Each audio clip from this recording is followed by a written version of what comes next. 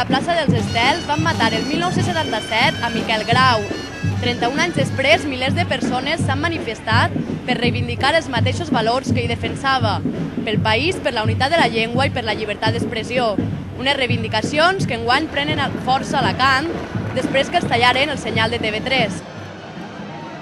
Nosaltres hem vingut a solidaritzar-nos en tots els partits, excepte el PP, òbviament, els sindicats i les forces culturals d'Alacant, en defensa de la llibertat d'expressió. Sabeu que ara fa un any es talla l'emissió de TV3, una cosa insòlita en el segle XXI, i per tant hem vingut a recolzar-los. És una defensa de la TV3 a Alacant i això, en independència d'altres consideracions, és una defensa de la llibertat d'expressió.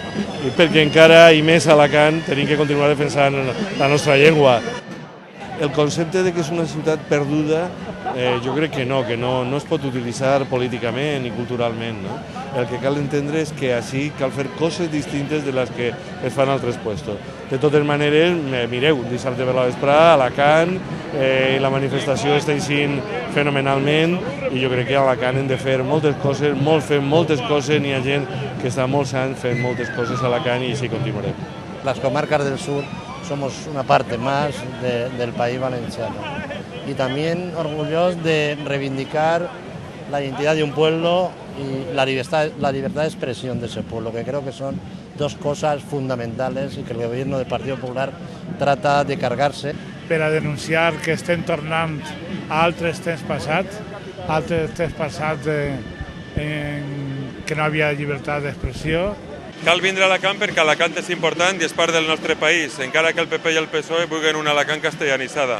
Calia vindre així perquè el PP i el PSOE de Montilla i de Clos, ens han tancat la TV3. Calia vindre així perquè Alacant és una part importantíssima del nostre país. Per a reivindicar la llibertat d'expressió i dir-li al govern de Camps, que deixi de tallar les llibertats del nostre poble i les llibertats personals que tenim dret a decidir què volem, quina emissió volem veure. Perquè Alacant és important, perquè a més és el nostre país, perquè a més és una ciutat preciosa per a reivindicar, perquè a més ens han tancat la TV3 tallant-nos i cercenant-nos la llibertat d'expressió i perquè estem en contra de que Alacant sigui una altra cosa que no sigui part del País Valencià i dels països catalans, i per això hem vingut. En les zones més espanyolitzades cal fer més força i venim així a reclamar la unitat de la nació catalana, la independència, des d'una perspectiva, evidentment, d'esquerres. Aquestes són algunes de les entitats que van donar suport a la manifestació, on van participar vora 20.000 persones d'arreu dels territoris de parla catalana. De fet, la manifestació es va aturar a l'estació de Renfe per recollir el grapat de persones que van baixar en tren des del nord. Este tren va patir una averia en la catenària i va estar més de 3 hores parat a l'altura de Xàtiva. Des d'Acció Cultural es va veure com una mostra més de l'abandó que pateixen les infraestructures de l'art mediterrani.